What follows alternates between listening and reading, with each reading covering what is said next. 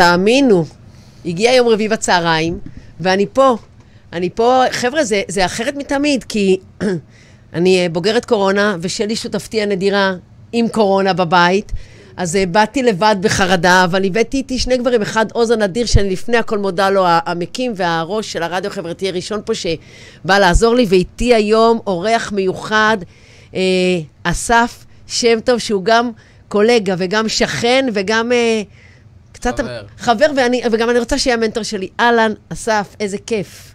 אהלן מיכל. אהלן מותק. תודה, איזה כיף להיות פה. כיף גדול, אסף, אז אנחנו, אתה יודע, find somebody, אנחנו קהילה גדולה של אנשים שעושים טיפול וליווי ואימון וייעוץ והנחיה והכל בשביל אנשים, ואתה מעניק לי את הזכות לשבת איתך היום, שיש לנו קודם כל שני דברים משותפים, נכון? אנחנו מאוד אוהבים ספורט, ומאוד אוהבים אנשים, ואני מבינה שאני שילבתי את זה בדרך אחת, ואתה שילבת את זה בדרך מיוחדת. אז בוא גם תגיד מי אתה קצת מבחינה מקצועית, וכבר נתקדם לנו. קדימה. אז אני אסף, אני בן 37 מתל אביב, ואני מייסד, מפתח שיטת תטא להעצמה ופיתוח מיומנויות אצל נוער וילדים. תטא? כן, תטא זה תנועה, טבע והרפתקה, שזה שלושה מרכיבים שבעיניי מאוד עוזרים להתפתחות הזאת של ילדים, ובעצם החלטתי ככה לשלב, נקרא לזה שהתחלתי רק דרך הספורט לעשות את העבודה הזאת, ועם הזמן הבנתי שחסרים לי כלים, והמקום של לשלב טבע והרפתקה, מאוד מאוד, הילדים מאוד מתחברים לזה, זה גם, אני מחובר לנושאים האלה. ואתה גם בחור משכיל, כמובן. כמובן. למדת, תשתף אותנו מה? למדתי טיפול קוגניטיבי התנהגותי בעצימות נמוכה. שזה אומר מה? שזה, היסודות של זה על תוכנית אוסטרלית של מטפלים בקהילה. בעצם, אם אני חוזר ככה לשורשים של זה הבינו שלא כל אדם שצריך עזרה נפשית, צריך לפגוש פסיכולוג או פסיכיאטר, ובעצם עשו... חד משמעית. ובעצם עשו תוכנית להכשרה של, נקרא לזה, מטפלים בקהילה, שמתבססת על הכלים של פסיכולוגיה קוגניטיבית התנהגותית, CBT, ולכן קראו לזה בעצימות נמוכה. אז ההכשרה היא... שמעתי שזה עושה נפלאות. בטח, CBT זה משהו אני לא חושב שצריך להרחיב עליו, איך זה... תמיד צריך להרחיב, כי מי שמאזין לנו היום אולי לא זכה להאזין לתוכניות האחרות שלנו, אז בוא תגיד לנו, אתה יודע מה, בוא תספר אותה לך, ואחרי זה נרחיב קצת על מה מיוחד ב-CBT. אז אני למדתי את זה בווינגייט, אם חוזרים לספורט, אז למדתי אימון מנטלי, ייעוץ פסיכולוגיית ספורט בווינגייט, שזה בעצם ממוקד לעבודה עם ספורטאים, ועם מאמנים. אתה היסטוריה של ספורטאי בעצמך. נכון מאוד, אני גדלתי בטניס בישראל, הפסקתי אמנם בצבא, אבל זאת אומרת, התגייסתי ושם עצרתי את הקריירה, אבל עם זאת אחרי זה, כמובן עם השנים, חזרתי כמאמן. זאת אומרת, בעצם לקחת כמה תחומים שונים של אימון פיזי, מעולם הספורט, ואימון מנטלי, ואת ה-CBT, וחיברת את כולם ביחד, ויצרת לך איזושהי אג'נדה שבה אתה בעצם היום עושה מה? עובד עם ילדים על העצמה, על פיתוח מיומנויות, דרך הכלים האלה, דרך להיות בחוץ, להיות בטבע, להתמודד עם אתגרים שונים, אם הם פיזיים, אם הם מנטליים, אפילו... אולי ניתן רגע דוגמה לאתגר, לתת לילד להתמצא במרחב, או אפילו לנווט. אוקיי, הוא לא יודע כל כך לאן הוא הולך, אני איתו הולך ככה, לא יד ביד, הולך לצידו, וההתמודדות שלו, הוא לא יודע איפה הוא נמצא, זה התמודדות, לדוגמה, עם אי-ודאות. ואז בעצם יש איזשהו עיבוד של המידע, זאת אומרת, עיבוד של המידע במובן של גם, הנה, אתה לא מוצא דרכך בחיים, כאנלוגיה, וגם, הנה, איך פה הסתדרת? בהחלט. זה תמיד בעבודה שלי, אני בעצם מנסה לחשוב איך התרגול הספציפי שעשינו, או איך הסיטואציה הזאת, איך אנחנו ממשילים אותה לחייו האישיים, איפה בחיים האישיים שלו יש משהו דומה, בעצם אנחנו מנסים ללמוד מאותה התנסות, משהו על עצמנו, על הפנימיות שלנו. תקשיב, עכשיו אני נזכרת לא יודעים שאנחנו שכנים, ואנחנו, מאז שאנחנו קולגות, אנחנו פשוט נפגשים 3 פעמים בשבוע לפחות במקרה, כששנינו הולכים לעשות ספורט, ראיתי אותך על סקטבורד. גם על סקטבורד. אמרת לעצמי, הבחור התחרפן, אז אני מבינה שלא. לא, ממש לא. שזה כלי עבודה עבורך. ראית אותי או אותי עם ילדים? כנראה בדרך למפגש עם ילדים. גם וגם. תיקח ילדים על סקטבורד ותעבדו על החוויה הרגשית שלהם להיות בתנועה, באי-נוחות, לפחד. נכון מאוד, לפחד מנפילה, לדוגמה. כי בסקטבורד, נכון, יש את המבנה הזה. אני רוצה לעשות הבנה. לפחד מנפילה מהסקטבורד, איך אני אתגבר על זה, או לפחד מנפילה בחיים? רגע, נרגיש, נחוש את הפחד, נחווה חוויה של פחד. עם מישהו ששומר עליך. עם מישהו ששומר עליו. ודרך העיבוד של מה זה פחד, נדבר על מה עוד אני מפחד בחיים. איך אני יכול עוד להתמודד עם פחדים שלי בחיים.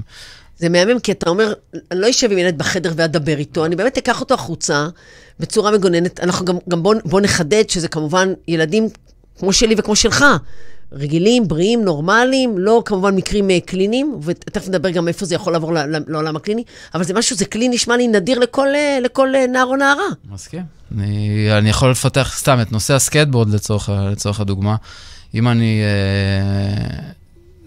ופיתחתי את זה, אז לדוגמה, אני חושב שזה עצמאות תנועתית. היום לילדים אין, הם לוקחים אותם ממקום למקום, לוקחים אותם דור טו דור.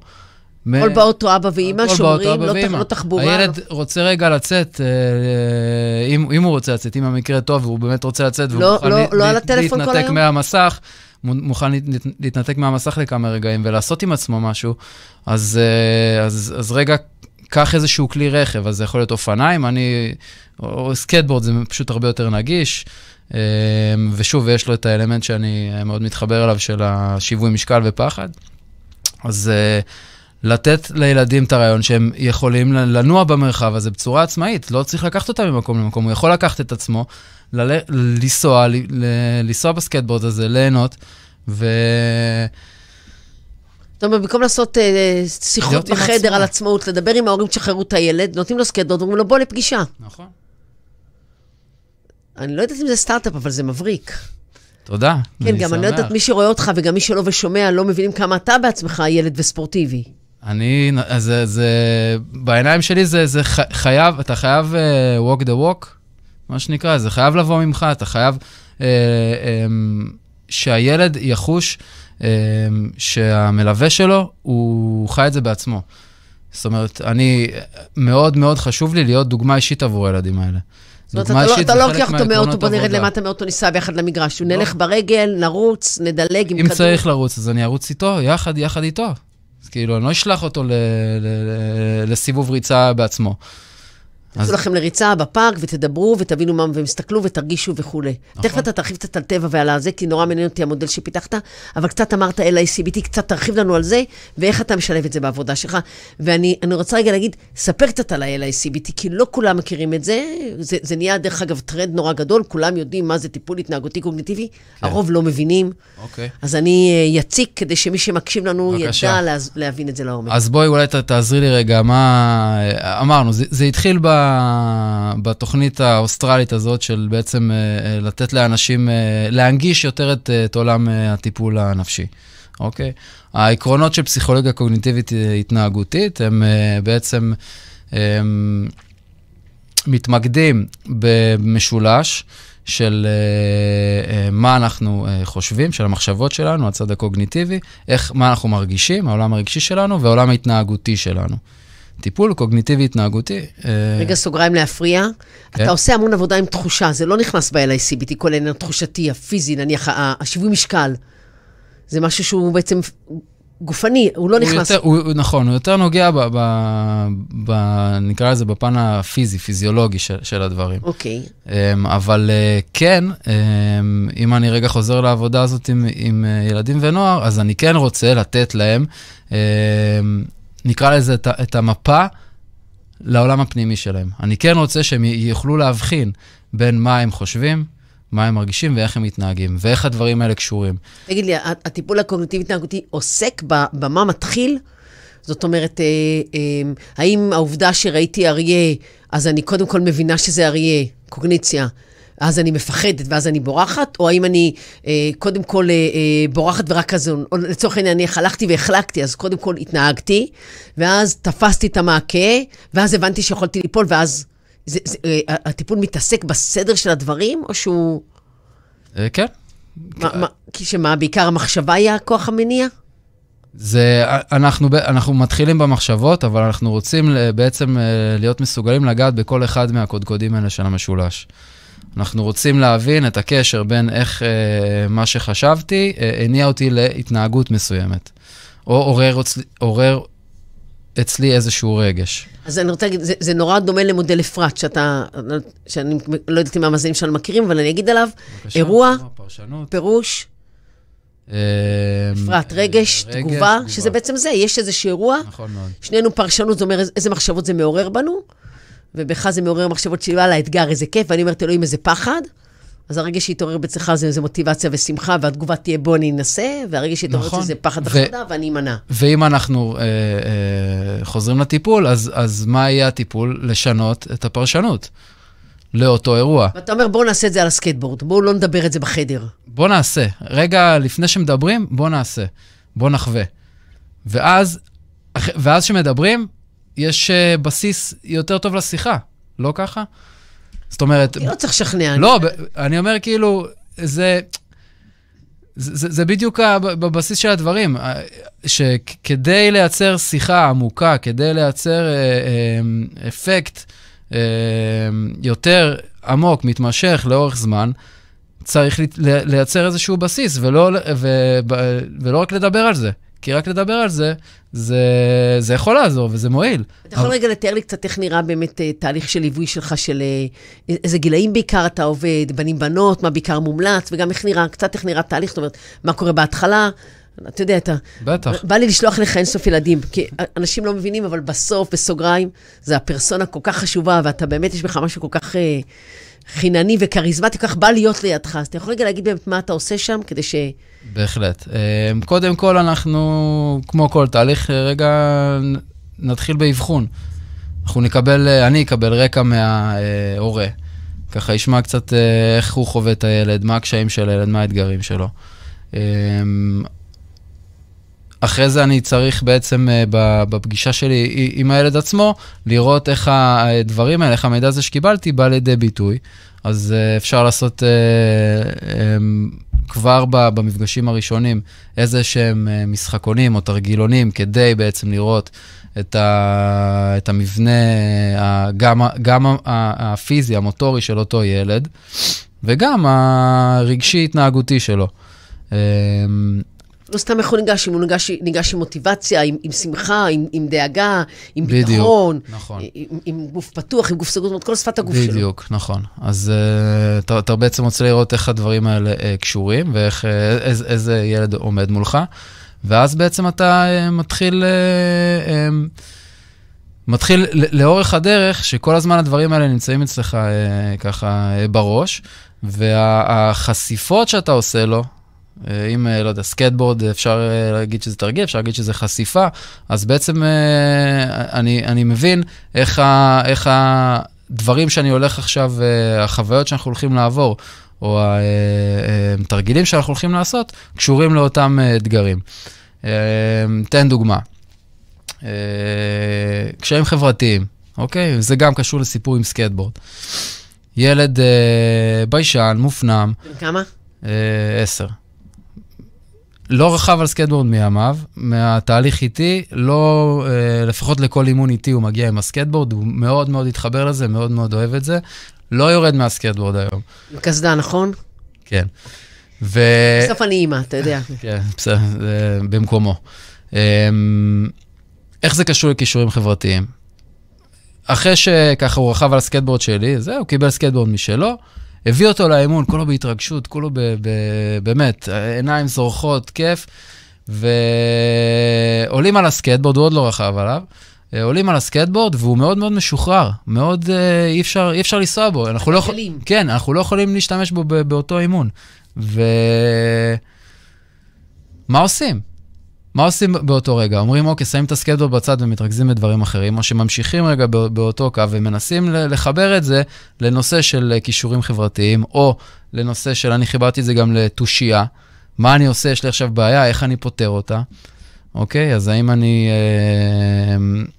אז אני מאוד מאמין בלהשתמש בסביבה שלי, והסביבה היא, כמו שאת מכירה אותה שם, החוויה האולימפית, ומה אנחנו צריכים כדי רגע לחזק את הברגים של הסקייטבורד? סכין מבבילה. משהו צריך, נכון? צריך לגשת למישהו, כנראה מבוגר, ולבקש ממנו שלום, יש לך אולי מפתח, זאת אומרת, אתה לא עשית את זה בשבילו, אתה הודעת אותו לעשות את זה. אולי זה, אז כן, אז כמובן שזה השיח הראשוני היה, רגע, מה עושים עכשיו? איך פותרים את הבעיה? בואו נחשוב, מה עומד לרשותנו? ורצה שבדיוק כאילו באותם רגעים, תוך כדי שאנחנו משוחחים, בא איש ההחזקה הזה שם של החוויה האולימפית, שיותר משמח לעזור לנו מן הסתם, והמקום של רגע לבקש מאותו ילד, להגיד לו, הנה, אתה רואה אותו, אני מכיר אותו, זה איש החזקה, אולי הוא יכול לעזור לנו. מה אתה אומר? נלך לדבר איתו? והודעת אותו לעשות את השיחה ולא אתה עשית אותה. זה בדיוק, וזה מתחבר למקום של כישורים חברתיים. רגע, להתמודד עם הקושי של אותו ילד, לדבר עם מבוגרים, נקרא לזה.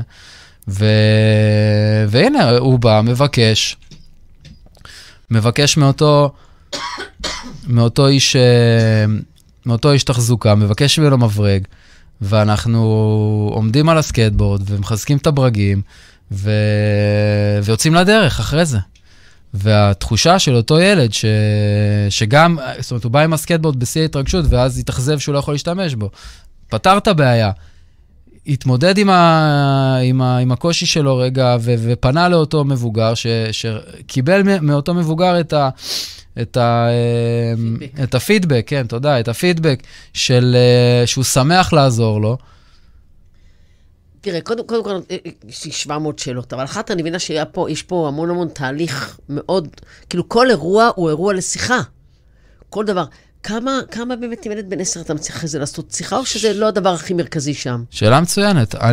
תראי, אני, כמו שאמרתי קודם, אני מאמין קודם כל שצריך לתת לו את החוויה.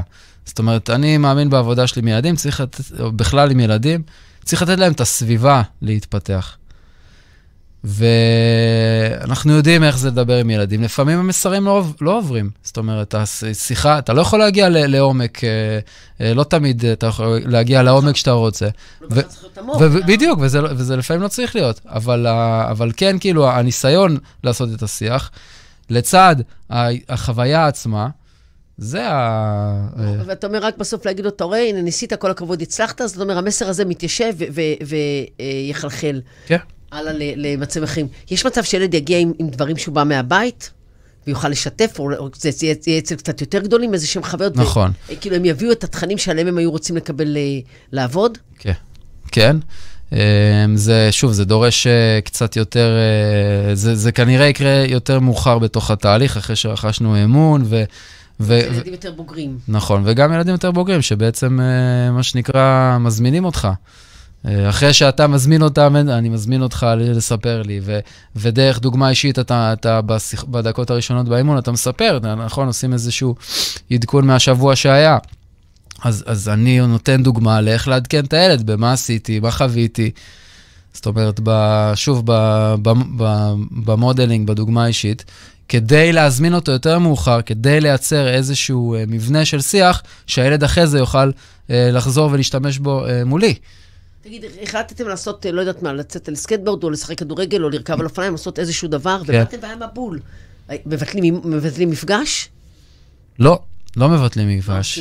מה עושים? עושים הפוך. אנחנו קודם כל מטפלים בחרדה של האמא, שהיום יהיה מפגש למרות מזג האוויר. זה קודם כל.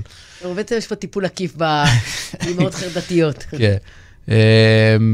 מהמקום של, שוב, של להעביר את אותם מסרים, של מציאת פתרונות, של לייצר התמדה. לא... שמך להיות מאוד מאוד יצירתי כל הזמן. כן, זה... אבל שוב, זה הרי מה, עוד פעם, למה? בשביל שאותו ילד יחווה את זה גם, ויוכל להשתמש בזה אחרי זה בחיים שלו. תגידי, מי הגילאים הכי נפוצים, וכמה בנות מתחברות לזה? או שאתה יכול להסתכל על הקהל הלקוחות שלך היו... היו לי בנות. הרוב זה, אני מודה שזה בנים. זה גם איפשהו קצת, נקרא לזה, הרי מי מחליט על התוכנית הזאת לילדיו? ההורה. אז אני מרגיש מהשטח שיש נטייה של הורים דווקא לשלוח יותר את הבנים מאשר את הבנות, למרות שזה בעיניי מתאים באותה מידה. זאת אומרת, דעות קדומות וסטריאוטיפים. עדיין קיימים, כמו תמיד. גם אנחנו אנשי תל אביב. עדיין קיימים, כמו תמיד. אבל עם זאת, שוב, זה מתאים גם לילדים, גם לילדות. בוא נגיד שבגילים היותר מאוחרים של הנוער, אז אני דווקא חושב שיותר מתאים, כאילו שפחות מתאים ללוות נערות, מהמקום שנערות צריכות תמיכה אחרת, תמיכה קצת יותר, שיותר קרובה אליהם, מן הסתם נשית. אוקיי, יש פה אמירה שאנחנו ננהל עליה שיחה, אנחנו לא ניכנס לזה. האם באמת נשים צריכות שנשים יטפלו הפוך או גברים, אבל זה נושא אחר. אולי גם אני חוטא ב... כן, כן, לא. למה נערה בת 14-15 לא יכולה לצאת לריצה עם איש מקצוע, או ללמוד לרכב על סקייטבורד, או ללכת לעשות פסים עם כדור, שזה לצאת מאזור הנוחות שלה, ולבדוק איך היא מרגישה, כשהיא מחוברת, נאמר, לאלמנטים, נאמר, של בנים יותר. אבל תגיד לי, אמרת שפיתחת שיטה, ואני ארצה לשמוע, אמרת טבע והרפתקה ועוד דברים. כן. תגיד לי על זה קצת. אז תנועה, טבע והרפתקה. למה דווקא את שלושתם חיברת? תנועה, שוב, נולד מהספורט, מהפעילות הגופנית, ולתת לזה כותרת קצת יותר ממצה, תנועה באופן כללי. תנועה, שוב, שאנחנו בתנועה, אז גם הנפש שלנו בתנועה, זה מגיע גם משם. לגבי הטבע, אני חושב שהקורונה עשתה לכולנו, פשוט סדר בדברים, מה שהיה ברור לי, לפחות עוד לפני, מה בטבע שלי היה, אני צריך רגע שקט, אני צריך רגע לסדר את הראש, זה לצאת לטבע, זה לנשום אוויר טוב, זה לשמוע את פכפוך המים, זה, לא יודע מה, לראות איזה חיה, אם אני מצליח לראות ולהתקרב אליה. אבל אמרתי על הקורונה שבעצם שאנשים היו בחרדה מאוד גבוהה ובאי ודאות מאוד מאוד גבוהה, לא ידעו מה עושים, לאן הם פנו, מה הם עשו. יצאו לטיול בפארק כדי רגע לנשום קצת אוויר. חלק נפלו יותר עמוק לטכנולוגיה ושקעו יותר עמוק בדאון ולא פכפוך המים אלא דכדוך החיים. כן. יש אנשים שזה הפתרון שלהם לצאת החוצה, יש הרבה אנשים והרבה בני נוער שאני פגשת שהקורונה מאחה אותם, הם אומרים, מאח אותי, הקורונה פשוט, אני לא מצליח לצאת ממנה, ולא מבינים אנשים כמה זה... נכון, אבל אני חושב שזה חידד את הכוח של הטבע, של להיות בחוץ. זה פשוט חידד את זה. מה שלפני, לא יודע מה, 8 שנים, שאתה צריך בעצם לדבר על איך העבודה הזאת יכולה לעזור לילדים ונערים, היום זה הרבה יותר ברור. זאת אומרת, צריך להסביר פחות. אנשים הרבה יותר מתחברים. אנשים התחילו לחפש את השירותים האלה, את התהליכים האלה לילדים שלהם. אני חושב, בעקבות כדי לצאת החוצה מהבית. כן. וההי שלה, מה זה ההי הרפתקה. שזה אומר מה? הרפתקה זה אומר, להתמודד עם אתגרים, בעצם, ולהיות אמיץ שצריך, ולהתמודד עם הפחדים ועם הקשיים במקומות שצריך. כמובן, אני בתוך התהליכים מגדיר את המקומות האלה שצריך, אבל אחרי זה בעצם אנחנו רוצים לעשות את ההקבלה על החיים האישיים. אז בשבילי הרפתקה, זה כמו שאמרתי, זה לתת לילד להתמצא במרחב, לנווט, להיות אבוד. להיות אבוד, פשוט להיות אבוד. לא להיבהל. כן, בדיוק. ואז לאבד את זה. או להיבהל, ואחרי זה לאבד את זה. אני רוצה להגיד, להיות ככה קצת דביל אדבוקט, אבל קצת להגיד, תגיד, איפה זה חורג מגבולות של להגיע לטיפול? איפה ההבדל? איפה המקרה שיגיע ילד ותגיד, חבר'ה, זה לא בשבילי, או זה כן בשבילי, בתנאי שהוא מקבל עזרה אחרת, או איפה זה שונה מטיפול באומנות או בדרמה? שזה בעצם אנשים שיש להם איזשהו סוג אחד של השכלה, ופה אנחנו באים ממשהו אחר, כי אתה באמת מביא פרסונה נדירה, וקומבינציה של מישהו שהספורט מדבר אליו. איפה המקום שתגיד, חבר'ה, זה לא בשבילי? קודם כל, לפי הסיפור רקע. אם יש שם, לא יודע מה, אני שומע מטופל פסיכיאטרית, עם תרופות, סיפורים קצת יותר מורכבים. אני יכול להגיד, ואמרתי, שלדוגמה, ללא, לא יודע מה, שיתוף, במינימום שיתוף פעולה מאותו פסיכיאטר, אני לא מוכן לעבוד עם הילד.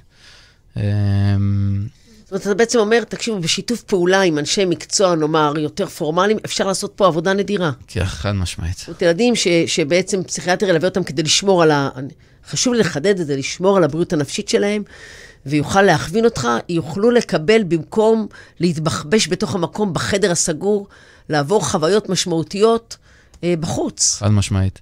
חד משמעית. ותחשבי, אני חושב שאיפה, לא ישמח הפסיכיאטר, שיהיה מישהו שיכול בעצם להעביר לעזור לו בטיפול לאותו ילד, בעצם להביא או להוציא את הדברים החוצה מאותו חדר טיפולים, לטובת הילד, לחשוף אותו לעוד סיטואציות שבהן,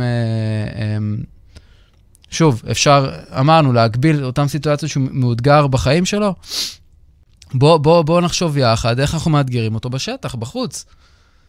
תגיד, יש לי... בחיים עצמם. לא, אני אף על זה ברמות על, רק חשוב לי נורא, אתה יודע, בתור סמבדי, שאנחנו גוף שמאוד חשוב לו החידוד והדיוק, כן, לדייק גם בינינו את כל הדברים בצורה נורא נורא ברורה. תגיד, זה נשמע לי דבר מבריק לעשות גם לקבוצות ילדים. 2-3 ילדים, דווקא על החלק של התחרות. נכון. כן, של התחרות, של הבן אישי.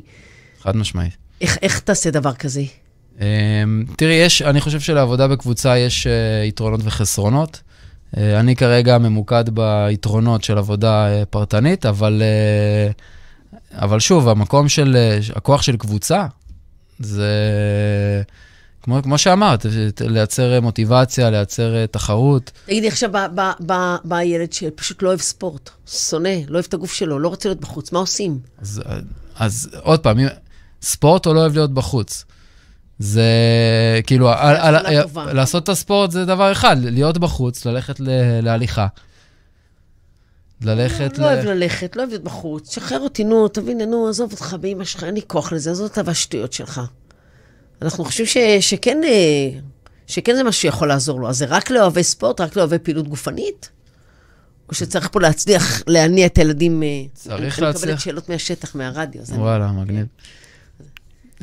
צריך, כן, אני חושב שצריך לייצר אצלהם הנאה לפעולה, וזה... הנאה והנאה.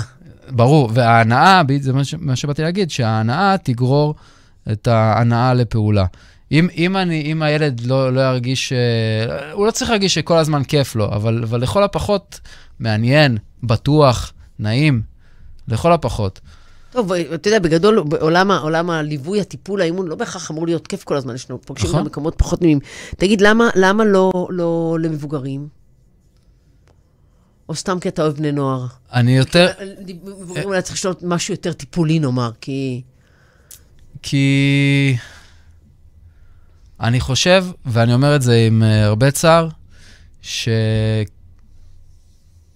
ככל שאנחנו מתבגרים, אנחנו קצת מאבדים את המקום הזה, את החיבור. לשחק. כן, בדיוק.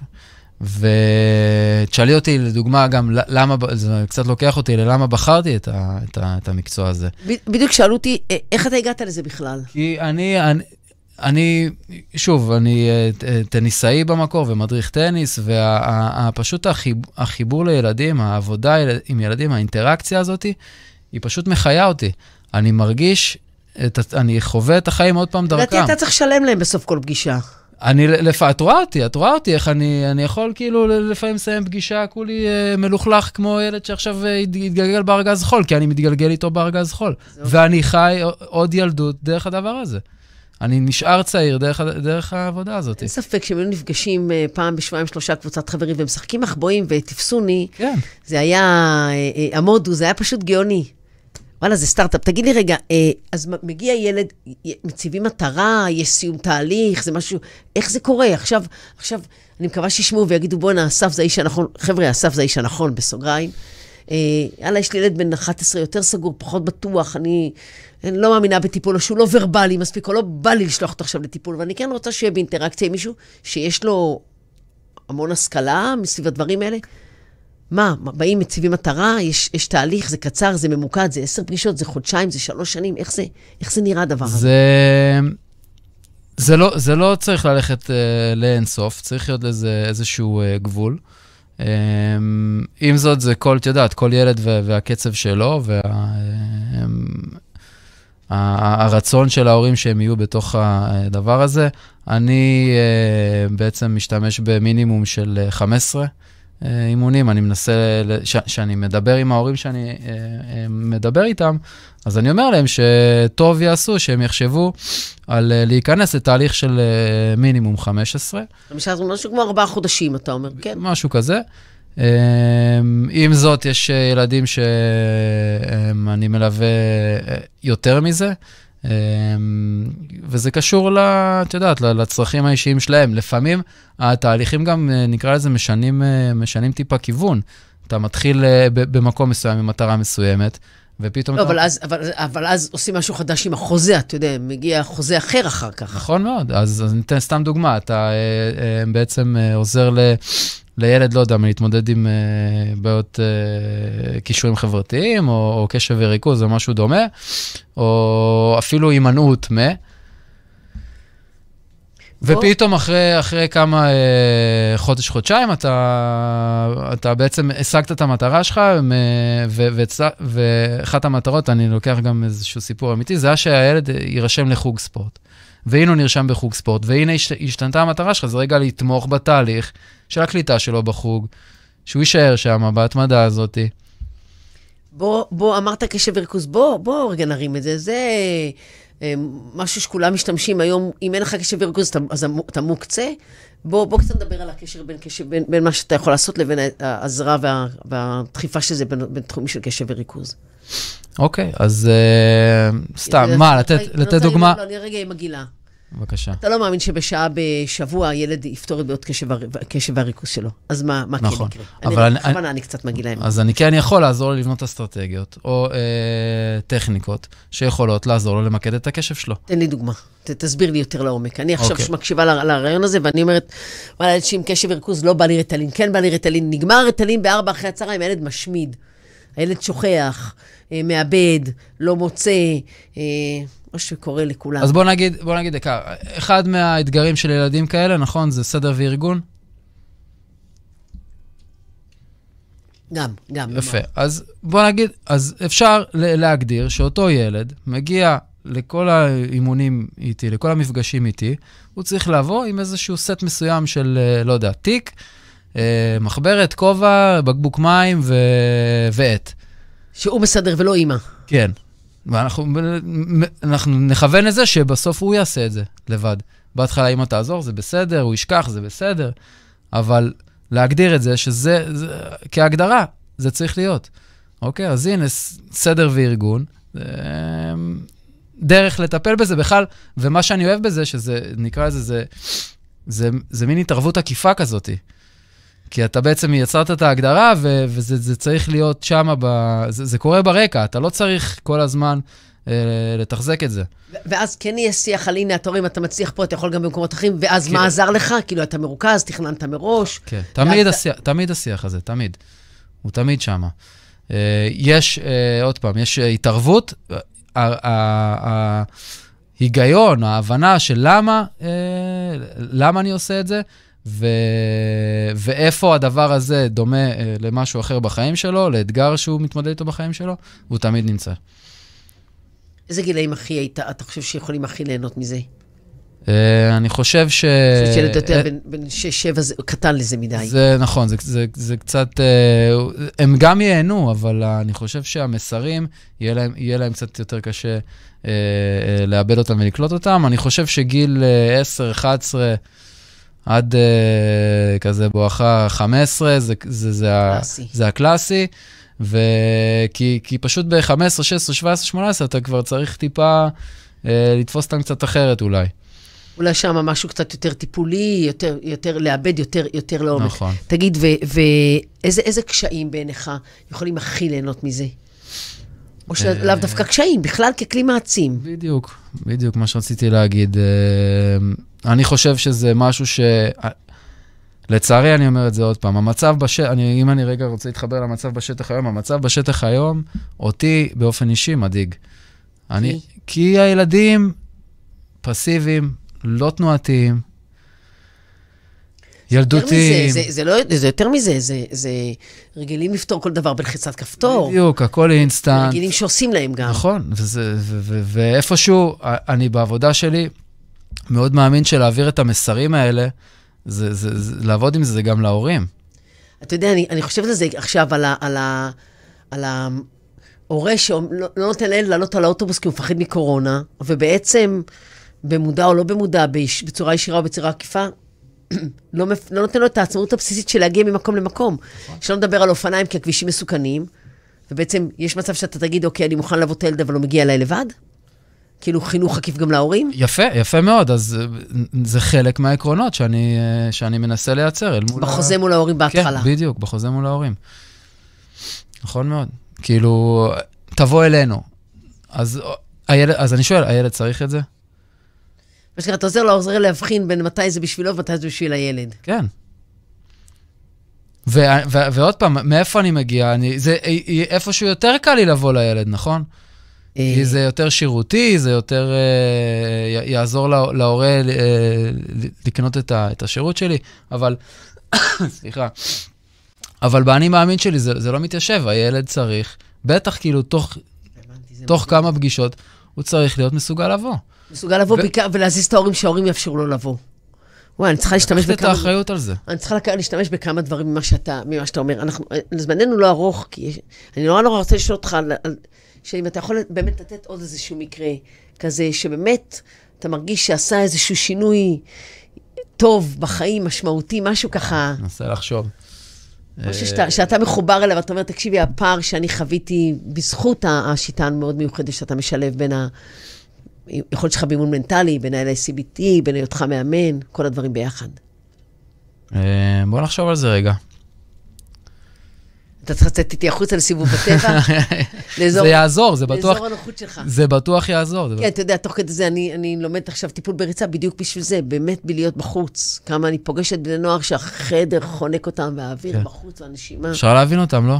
כן, אני באופן אישי מבינה לגמרי. אני אומרת, היכולת שלנו כאנשי מקצוע לזוז מהסטינג הקלאסי, שמחנכים אליו, לפחות אני חונכתי אליו בלימודים שלי, זה חשוב להיות מסוגל לצאת מהסטינג הזה, זה מאיים ולא נוח לי, יש אנשים שלא יאהבו את זה וזה בסדר, כי הם צריכים את הסטינג, כי הם מאמינים שהוא כלי עבודה נורא טוב, יש אנשים שהתחברו מאוד למגוון הגדול ולסגנונות השונים.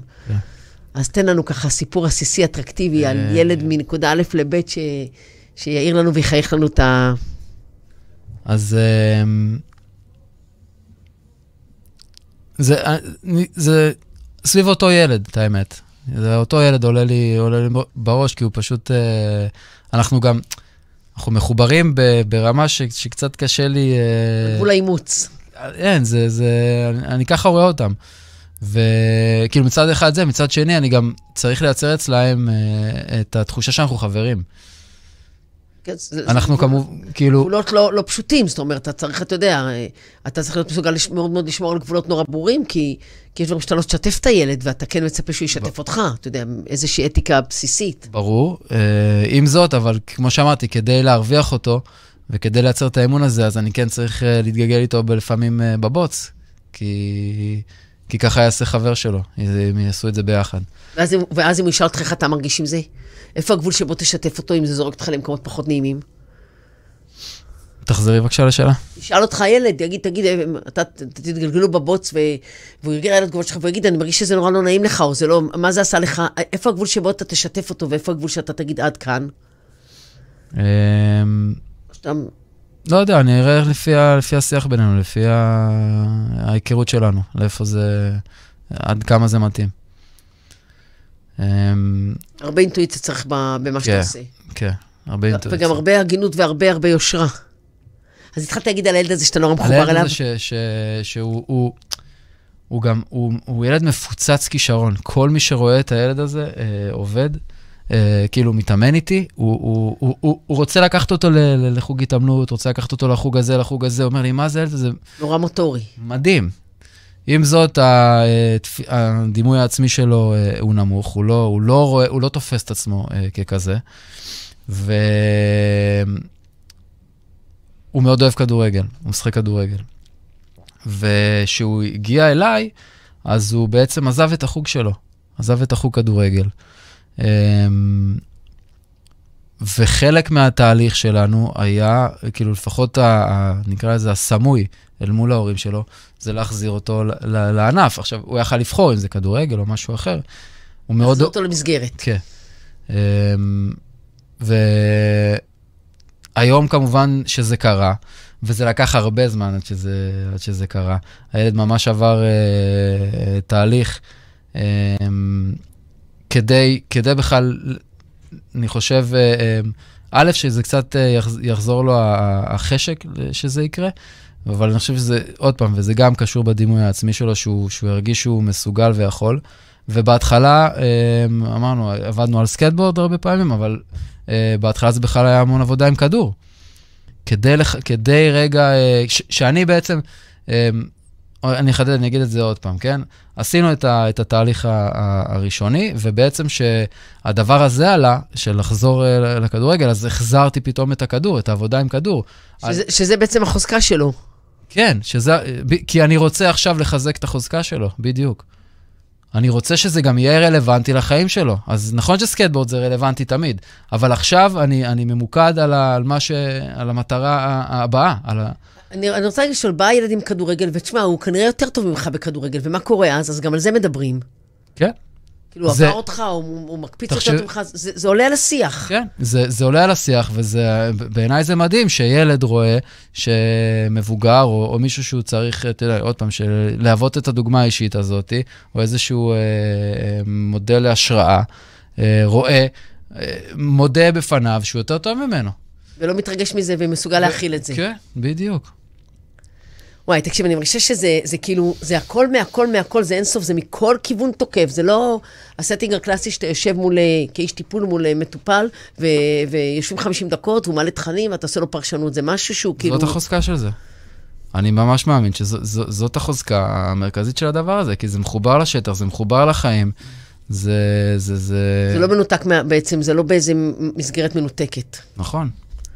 אם כי בוא נחדד שזה דורש ממך המון יושרה, והמון הגינות, והמון ענווה כאיש מקצוע, ולדעת איפה להיכנס ואיפה לא, והמון לשתף... והקרבה לפעמים, צריך לבוא ולהתחבר למקומות האלה, שלא תמיד אנשים מוכנים לבוא ולעשות את זה. טוב, תקשיב, זהו, פעם הבאה שאנחנו נפגשים, אנחנו יוצאים ביחד לאימון. יאללה. יאללה, וואי. אספי, משהו לפני שאנחנו נפרדים? אני לא מאמין שכבר נפרדים. לא באמת, נפרדים מהשידור. כן, מהשידור. מה את אומרת? שזה מהמם, ושאני... צר לי שהבנים שלי גדולים, אבל הם יותר צעירים, אין לי ספק שבביתה הייתי מעיפה אותם אליך. ושאחד, אני חושבת שאתה צריך לפתח את זה לקבוצות, ושתיים, אני לא חושבת שמבוגרים זה יכול להיות להם רע לבוא לשחק שעל סקייטבורד ולהתחבר באמת למקום הזה, וזה שהם יכולים לעשות עיבוד יותר עמוק, שילכו לעשות עיבוד יותר עמוק, אבל יכולים להרוויח מהמפגש איתך דברים נדירים, והדבר שאני הכי רוצה להגיד זה שהתפיסה שאומרת שהפרסונה לא פחות חשובה מהתיאוריה, יושבת אצלי פה בחדר. תודה רבה. ספי, אתה איש מהמם, ואני מודה לך שבאת בכלל. חכה, זה לא הסוף, אנחנו רק התחלנו את הסיפור שלנו, וזהו, אנחנו נאלצים להיפרד מעוד תוכנית של Find Somebody, עוד שידור אחד שלנו של יום רביעי בצהריים, ואנחנו נפגש פה בעוד שבועיים שוב עם הפתעות חדשות, ואני מקווה שעם שותפתי היקרה, דוקטור שלי זייתוני בריאה ומחלימה, אז צהריים טובים לכולם, מ-Find Somebody, ואם אתם מחפשים עזרה בעולם הנפש, אז בואו, כנסו לסמבדי תרפי co.il, תיכנסו ותמצאו לכם אנשי מקצוע, ואם אתם אנשי מקצוע, אז כמובן, על אחת וכמה וכמה, בואו תצטרפו לקהילה, וזהו עוד שידור מהרדיו החברתי הראשון, בראשותו של עוז האהוב. צהריים טובים. תודה רבה, להתראות.